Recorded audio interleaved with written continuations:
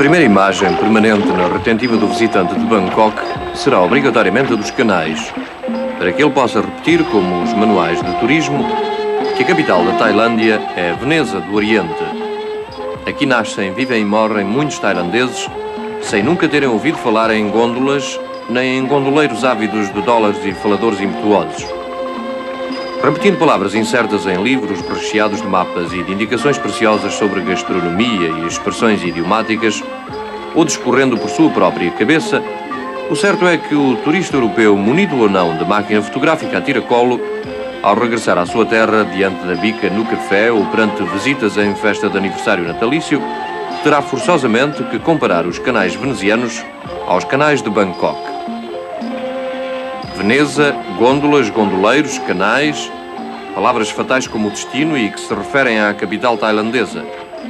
Pois vamos nós também submeter-nos a elas ao percorrer este caminho 1000 vezes devassado por todo o turista que se preze.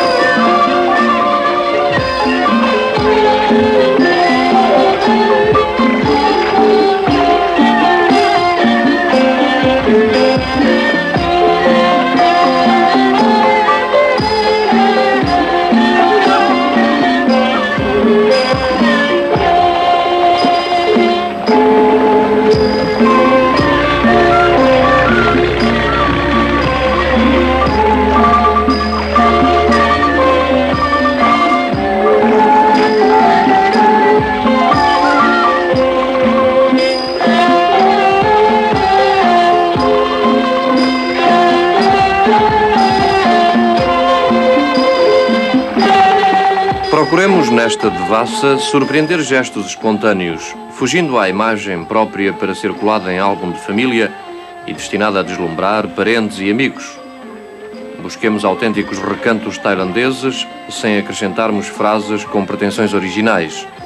Reparemos como se vive aqui e como o barco desempenha todos os serviços, ultrapassando largamente a sua simples missão de veículo para transportar pessoas e mercadorias.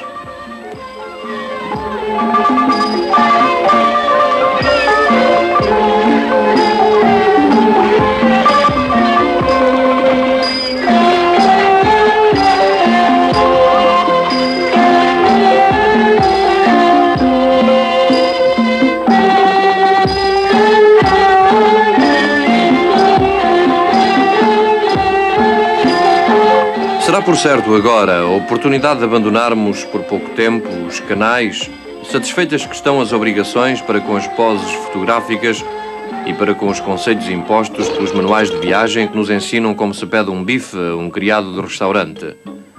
A autêntica Tailândia aguarda-nos neste momento. Como Fernão Mendes Pinto, penetremos ousadamente em todos os caminhos exóticos. Preparemo-nos para bebermos com os tailandeses a sua aguardente de arroz. Integremo-nos totalmente neste ambiente estranho, mas convidativo.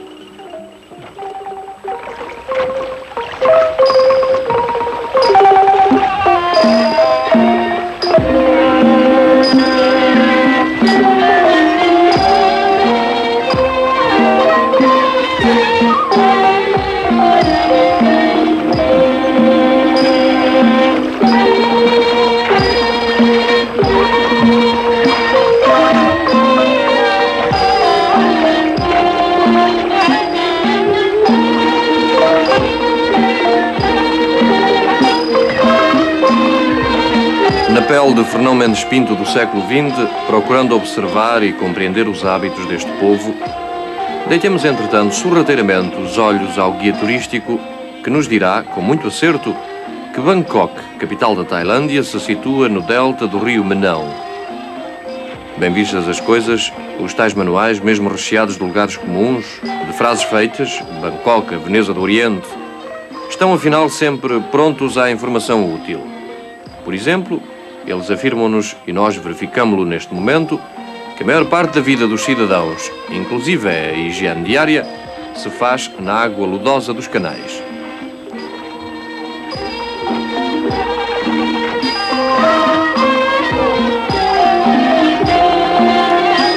Nestes canais, onde vive apinhada em pequenos barcos grande parte da população que raramente pisa a terra, até o mercado é flutuante.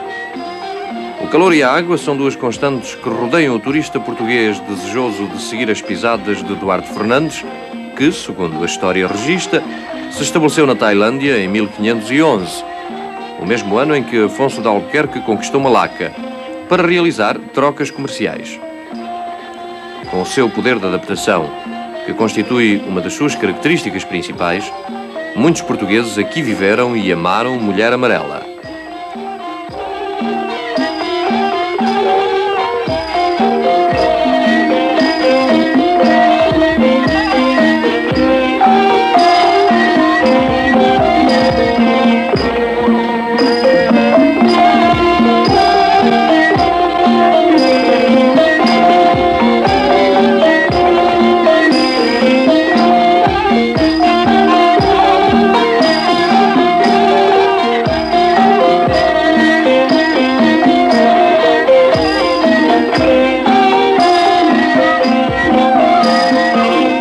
De quando em quando surgem imagens que obrigam a abandonar por pouco tempo embora os canais que dir-se-iam constituir obsessão para o visitante europeu.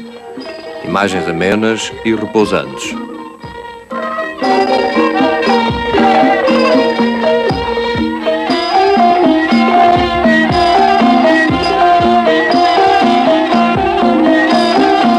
O certo é que todos os recantos são gritantemente orientais. Ao olhar guloso do turista, o exotismo não pode passar como coisa vulgar.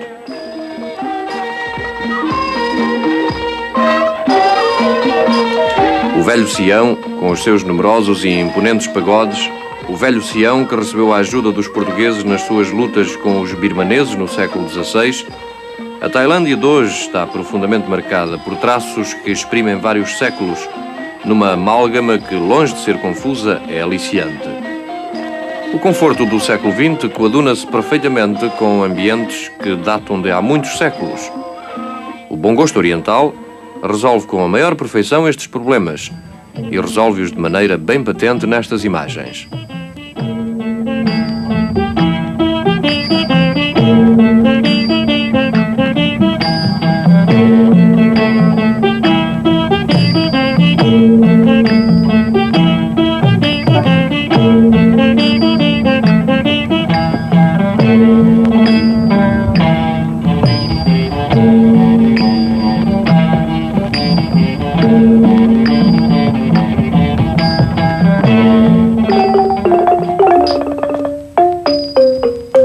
Os 400 templos erguidos em Bangkok caracterizam-na e dão-nos a ideia certa da religiosidade do povo tailandês.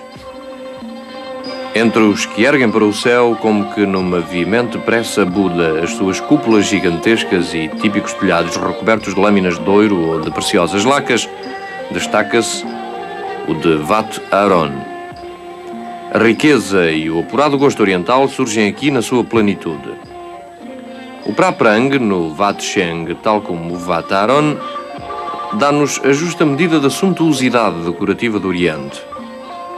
Como nos podemos admirar da atração de um Fernando Mendes Pinto ou de um Duarte Fernandes pelas terras siamesas? Que nos surpreenderá se soubermos que o aventureiro genovês Constantino Falcão deslumbrou a corte de Luís XIV, o Rei Sol, e conseguiu a sua nomeação como embaixador na corte siamesa.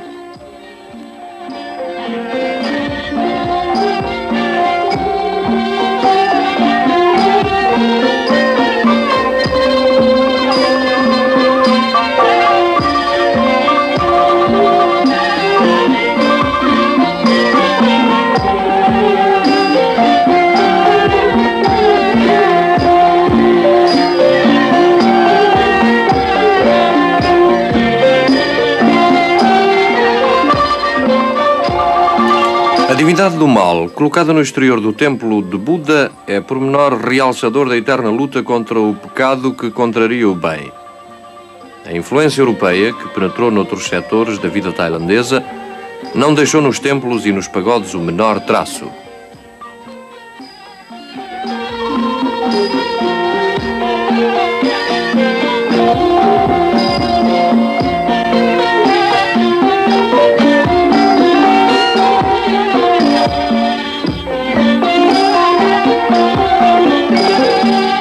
Os elefantes, animais sagrados, ocupam um lugar privilegiado nos templos tailandeses onde os monges cumprem piedosas orações. A beleza de todos os pormenores, mesmo quando eles querem figurar o mal, é na verdade extraordinária.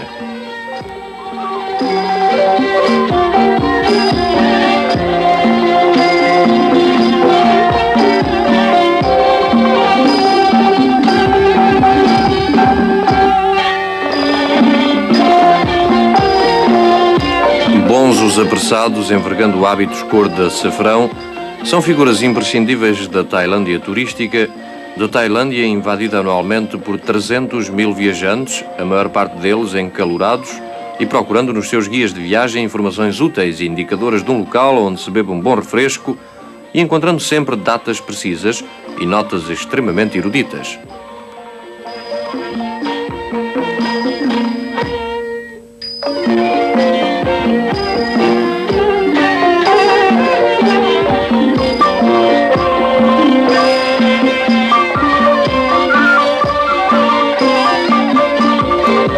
Em cada canto da cidade de Bangkok, o turista encontra um templo rico, com estátuas esquisitas e cúpulas preciosas.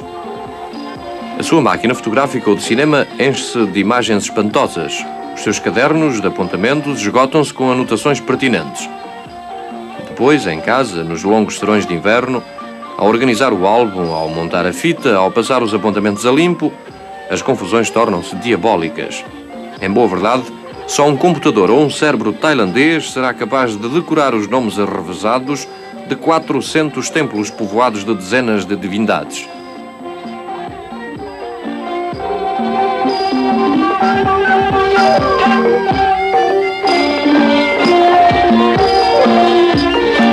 Apesar de tudo, tal a riqueza decorativa destes monumentos, é impossível esquecerem-se certos nomes ou ficarem mal assentes mesmo na memória fraca, como é o caso do Templo de Esmeralda, do Buda de Pé e do Pagode de Porcelana.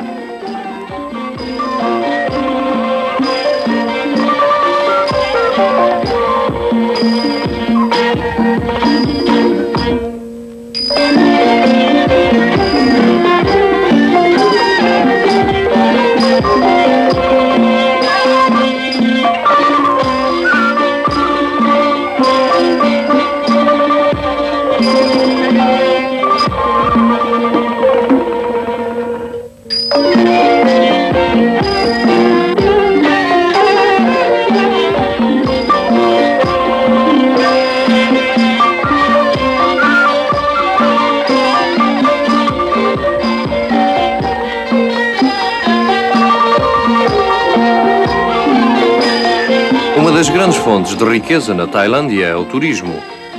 De máquina fotográfica constantemente carregada de rolo de película, todos se dispõem a fixar a quase lendária graciosidade e gentileza das dançarinas siamesas. A Tailândia, implantada no continente asiático, repleto de profundos contrastes, alterna o gosto de viver, bem patente em manifestações exteriores como a dança, com a luta árdua e difícil do dia-a-dia vivido nos canais da água lodosa.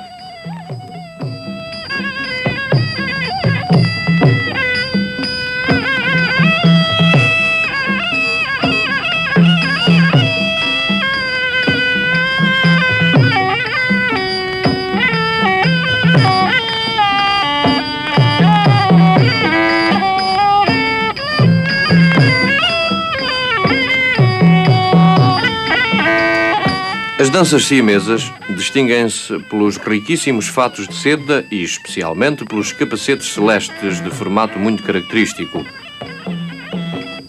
Estas manifestações mantêm-se ligadas à tradição religiosa e, por isso, os templos são também santuários da dança.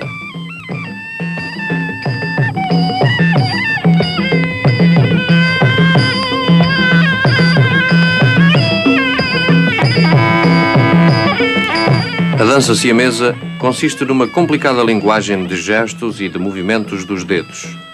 Escutemos e olhemos com atenção estas danças executadas por gente bem treinada.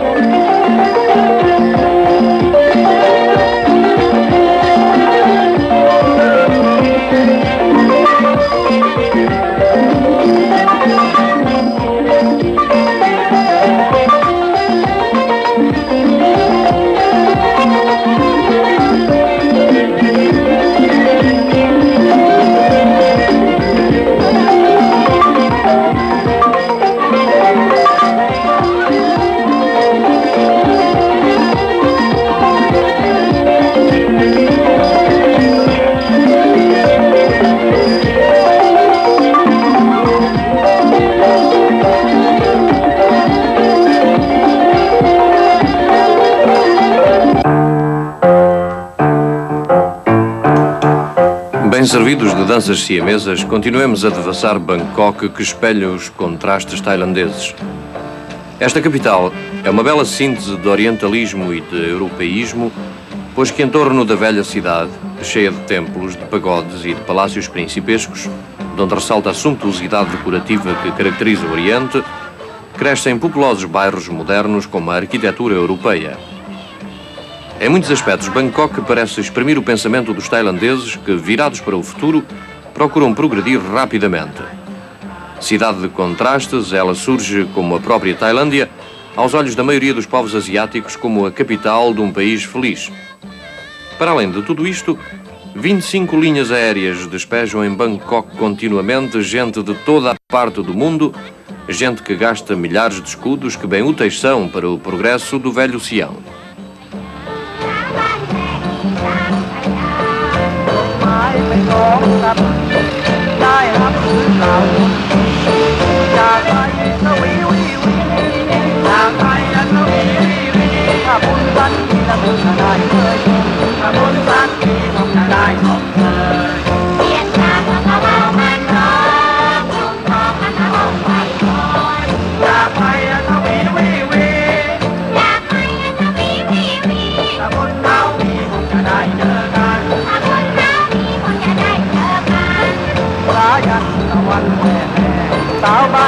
Este país do Sudeste Asiático, que professa a religião budista, é governado por uma monarquia.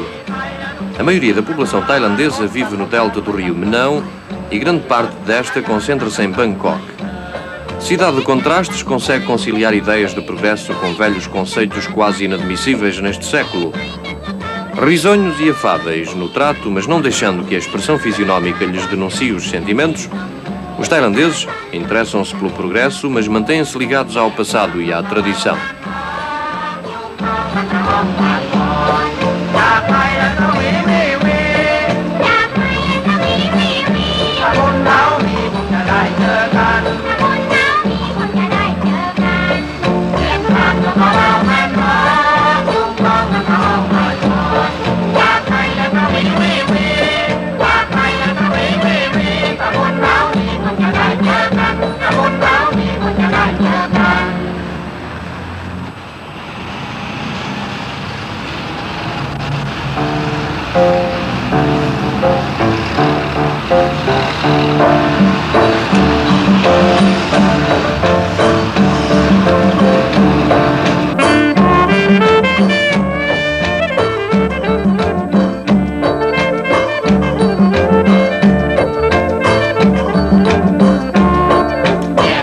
Velhos saudosistas viram desaparecer férteis campos de arroz substituídos por extensas avenidas, de uma Bangkok em febril expansão, de uma capital moderna com os seus cinemas ostentando cartazes coloridos, urbe aberta a turistas que muito a percorrem mas pouco a devassam, fiéis como estão a uma limitada rota 1000 vezes trilhada. Bangkok, capital de um país que exalta os antepassados que construíram a sua história. Cidade de aspectos diversos e, quiçá, contraditórios, Bangkok é talvez por isso mesmo um convite permanente ao visitante em busca de pitoresco. Ficaram para trás, ficarão esquecidos muito em breve em fotografias de álbum raramente consultadas, ou em filmes de amadores projetados de quando em quando, os canais de águas lodosas onde vive a pinhada, em pequenos barcos ou em palafitas, grande parte da população. Agora surge diante dos nossos olhos uma cidade do século XX.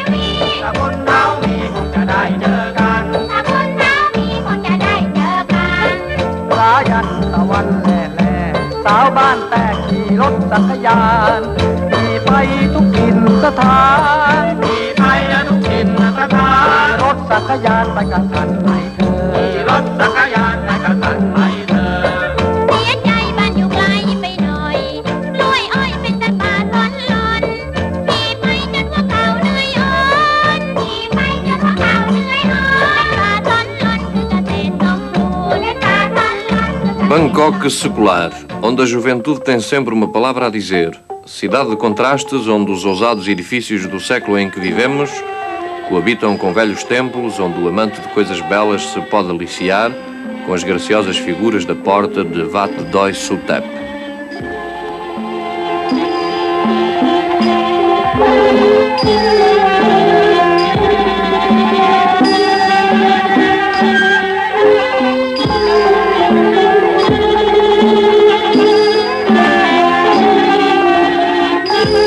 Recantos amenos e silenciosos, são oásis de paz numa urbe em progresso, são locais de cismático silêncio, intervalo do bulício provocado pelo turista que busca o exótico.